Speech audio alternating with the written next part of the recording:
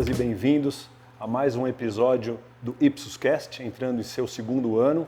Em 2022, a gente vai disponibilizar os conteúdos não só em podcast, mas também em vodcast a partir de agora. E nesse episódio, a gente vai abordar um tema muito efervescente, que é o que faz a publicidade ser eficaz hoje. E para isso, a gente vai usar os aprendizados do Effie Awards, um dos principais prêmios de eficácia publicitária. E para essa discussão a gente tem dois convidados muito especiais. Eu queria, antes de mais nada, agradecer a presença do Marcelo Gomes, presidente do grupo Meio Mensagem aqui no Brasil. Marcelo, muito bacana você estar aqui. Se você pudesse apresentar. Obrigado, Mauro. Obrigado pelo convite. Boa tarde, bom dia, boa noite a todo mundo que está nos ouvindo. Eu sou o Marcelo, sou presidente do Meio Mensagem. O Meio Mensagem é o responsável pelo Effie Awards aqui no Brasil. A gente tem uma comunidade de marketing, comunicação, publicidade, e o Effie Awards é aquela premiação que a gente resolveu trazer para o Brasil exatamente porque ela reconhece a eficácia do trabalho de marketing, né? Ele tem que ser criativo, a gente dá nota pela criatividade, mas também valoriza muito os resultados. Legal. E é um prêmio global, né? Ele está em vários países. Isso. O Effie, ele tem mais de 50 anos, ele nasceu em 1968, foi criado pela American Marketing Association. Depois ele começou a se expandir, hoje ele está em mais de 50 países, assim como a gente faz o Effie Brasil aqui. Tem Effie Nicarágua, Effie Paquistão, Effie Itália. E no Brasil há quanto tempo?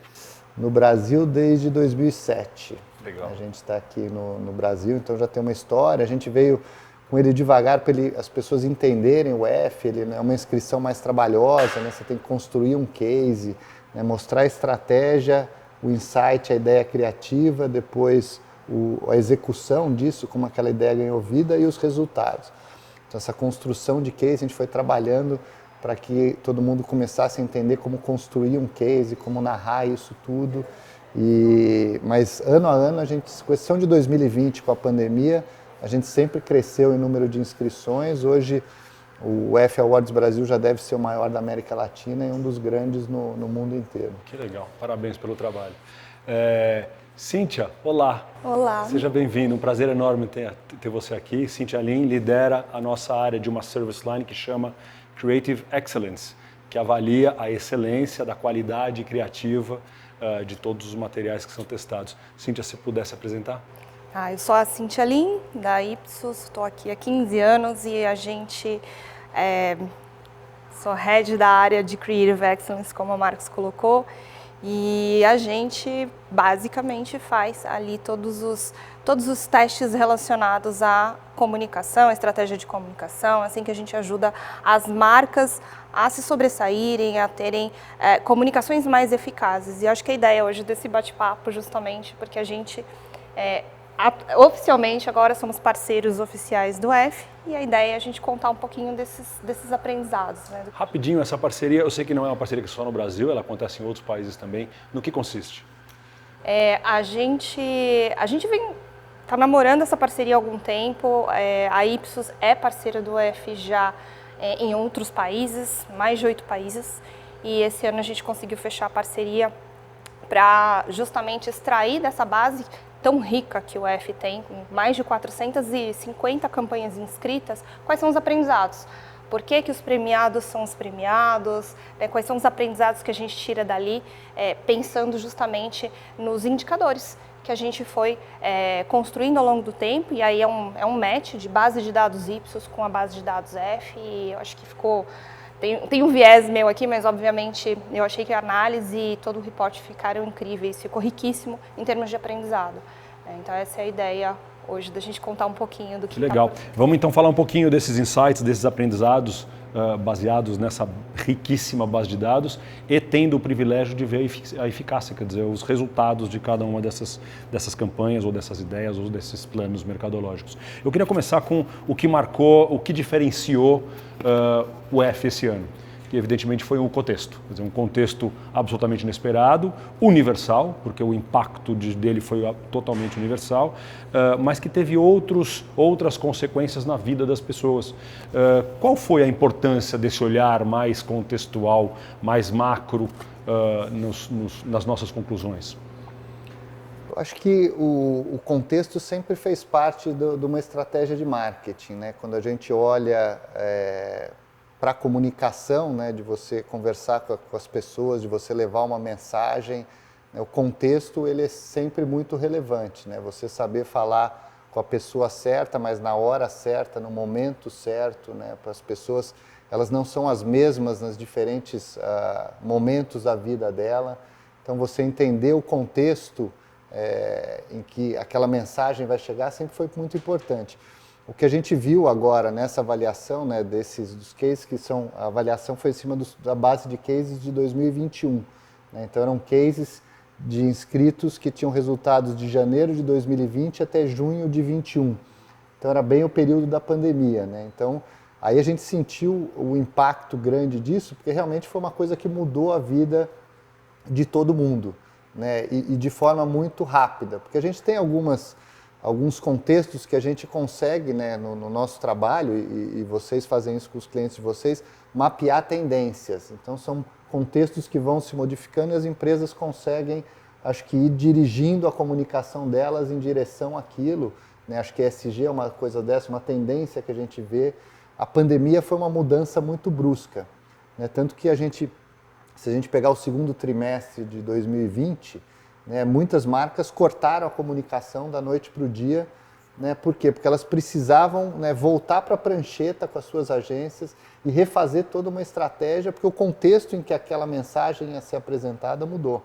Né? Se você tem um contexto de festa, como é que nesse momento da pandemia você vai com essa mensagem? Então você tem que voltar, entender, né, como que as pessoas estão se sentindo naquele momento, né, e que tipo de mensagem vai ser melhor acolhida, né, e aí como é que você casa isso, né, não pode ser uma coisa solta, sem sentido, né, então muitas empresas tiveram que refazer tudo isso, voltar a entender o seu core, o seu propósito e como que esse propósito se encaixa naquele contexto, né, de mundo naquele momento. Né, então, acho que foi um aprendizado muito rico, a gente falou muito com as agências naquele ano e naquele, falou, olha, o F tem isso um pouco, né? A gente faz uma premiação, acho que tem essa coisa de celebrar os resultados, acho super importante isso, super válido que as agências e os clientes celebrem essas conquistas, os resultados que atingiram, mas o F também tem isso de aprendizado, daí a importância, acho que do F, da gente ter essa parceria com a Ipsos. E principalmente num momento como esse, assim, se a gente espera que nunca mais aconteça, mas são tantos aprendizados que a gente podia ter nesse momento de uma pandemia que isso precisava ficar registrado. Então a gente incentivou muito as agências a contarem o que elas fizeram durante isso, para que isso pudesse ficar registrado e servisse de aprendizado para o futuro, né? Aprendizado de marketing para o futuro. Muito bom, obrigado. Complementando o que você falou, né? O contexto ele sempre existiu e sempre foi importante. Mas na pandemia, o consumidor estava mais atento às mensagens. Então, isso ficou muito evidente. Era impossível a gente não trazer a questão do contexto pandêmico, a situação do consumidor mais isolado. Ele estava, ao mesmo tempo, mais atento às mídias, mais atento à TV. Ele estava muito mais conectado e mais envolvido com o que as marcas estavam falando.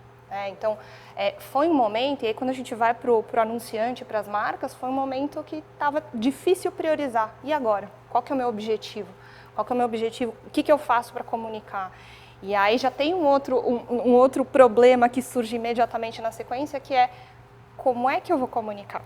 Né? Então, estou num contexto que eu preciso manter, aí a gente entra numa questão dos funcionários, né, o consumidor, manter toda uma sociedade ali engajada, envolvida, como é que minha marca fica relevante, se torna relevante, como é que eu reposiciono, eu adequo o meu posicionamento nesse contexto. Então, outras questões vão surgindo em relação ao DNA da marca.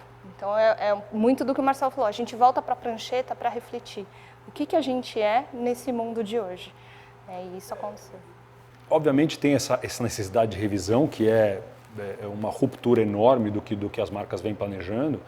Agora, teve algumas marcas que acharam melhor se recolher e não estar em contato com o público. Então, primeiro, eu queria saber se vocês têm alguma opinião sobre este momento.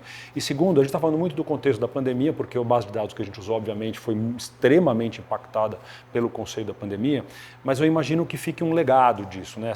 Essa percepção de importância de contextualizar e como o contexto afeta as pessoas, imagino que ela vá perdurar.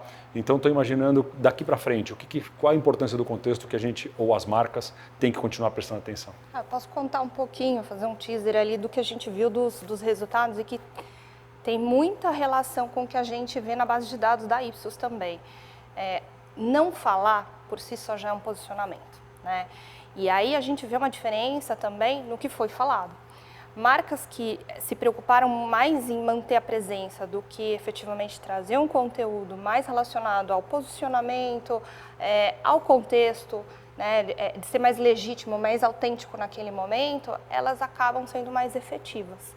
Então a gente percebeu no F, em campanhas que a gente avalia, que o consumidor ele se envolveu mais, se conectou mais com as marcas que efetivamente se posicionaram e repensaram nesse momento como é que tem que ser essa conexão com o consumidor, né?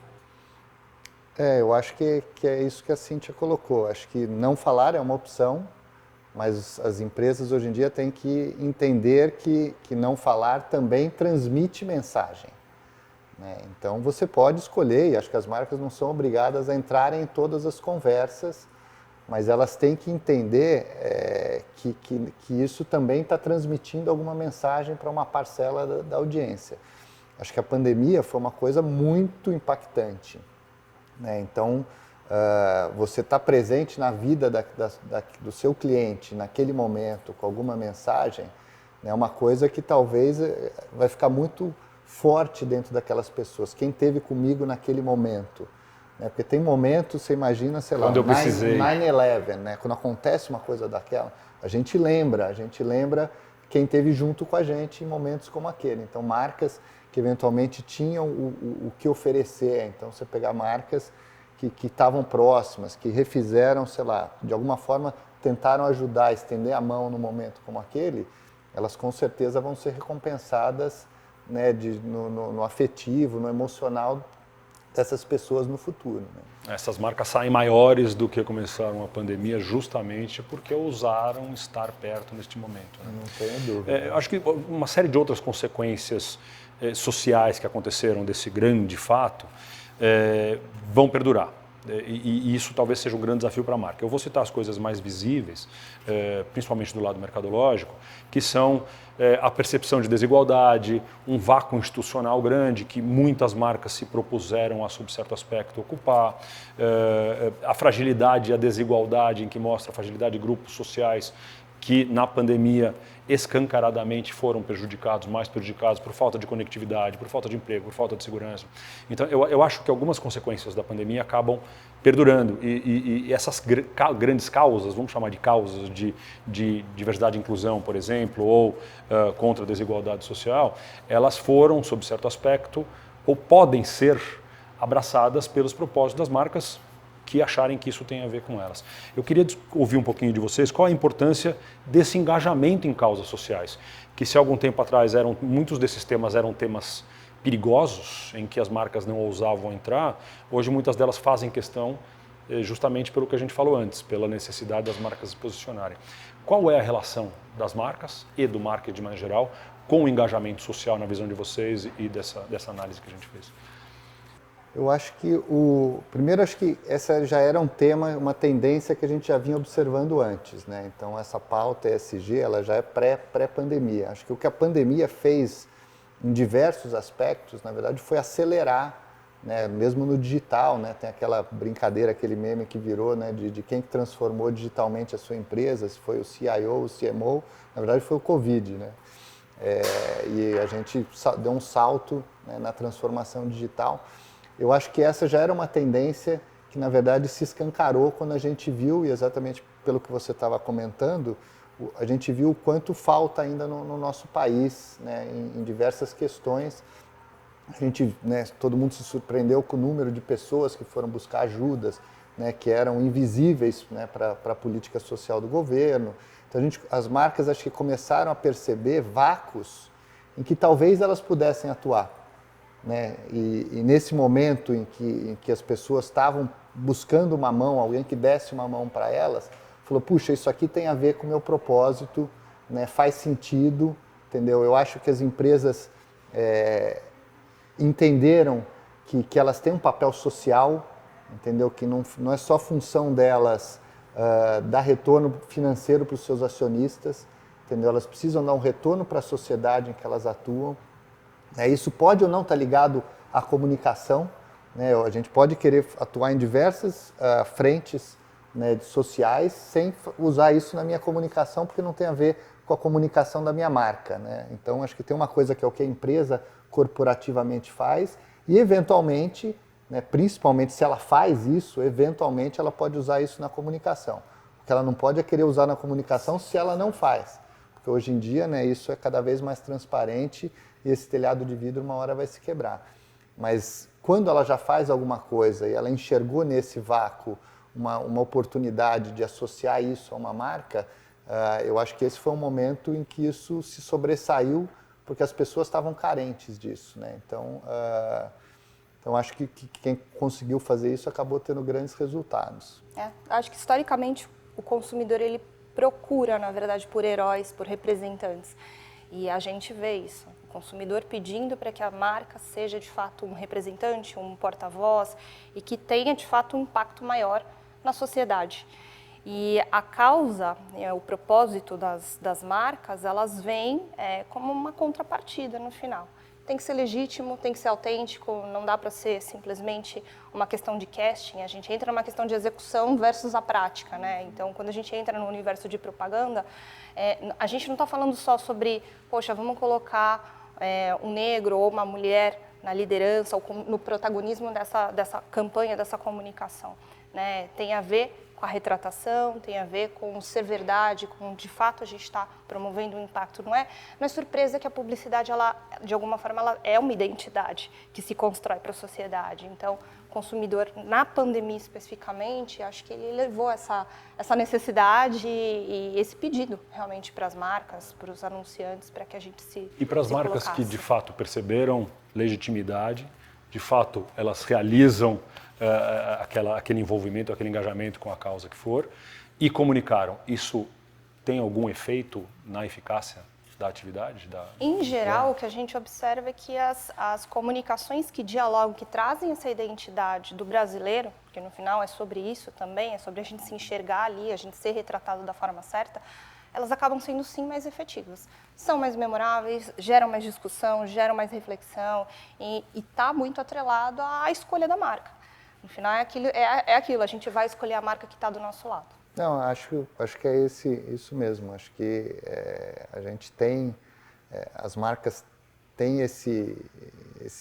que tem esse DNA, elas conseguem fazer isso e vão colher esses frutos. Agora, isso passa a ser agora uma nova barra que as marcas têm que seguir, ou há espaço para a marca, resolver uma necessidade ou um problema de seus consumidores, ser confiável, ser próxima, ser acessível? Ainda tem espaço para o marketing bem feito, mas vamos dizer mais grassroots, mais básico? Acho que sim.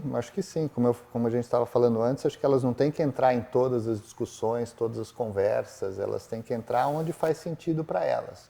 Mas elas têm que saber que os consumidores hoje em dia estão cada vez mais cobrando das marcas algumas posições. A gente vê, eventualmente, você tem um problema, às vezes, com uma personalidade, uma celebridade que está endossando algumas marcas, na hora as pessoas já vão nas redes sociais cobrar uma posição daquelas marcas. Espera, você está apoiando aquele cara e aconteceu isso aqui e tal. Então, a gente, hoje em dia, com as redes sociais, com esse poder de voz que as pessoas têm, as marcas vão ser cada vez mais cobradas. Antigamente, talvez isso ficasse na boca pequena e não ganhasse grande impacto. Então, hoje em dia está mais difícil, às vezes, você se calar e você não se posicionar. Antigamente, você ficava, deixa eu ficar quietinho aqui que isso vai passar. Hoje em dia, às vezes, você é realmente cobrado e você tem que ter isso. Então, às vezes você pode, ficar calado, mas eu diria assim, que como recomendação é que você esteja preparado, para tomar algum partido, alguma posição mais clara, né, de como a marca deve se posicionar em relação a isso, porque eventualmente numa crise você vai ser cobrado a se posicionar.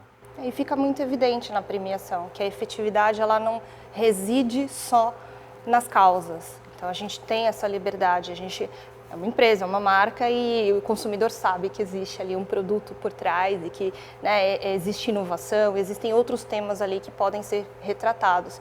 E a gente vê que uma boa parte dos premiados não estão falando de causa. A pergunta que a gente recebia há muito tempo dos clientes é: se eu trabalhar com uma causa, eu vou ter algum problema com a persuasão ou com a compra do meu produto? E na realidade, independente do tema, se a gente tem criatividade, se a gente tem uma proposta consistente para o consumidor, a persuasão é uma consequência. Né?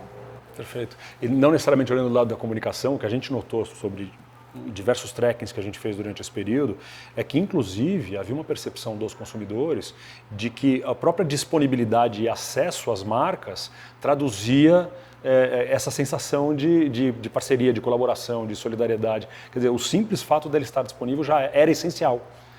Então, como o básico tem que ser bem feito, o acesso, principalmente em épocas de omnicanalidade, ele não pode ser ignorado por grandes causas, por exemplo. Né? Ele continua sendo absolutamente essencial.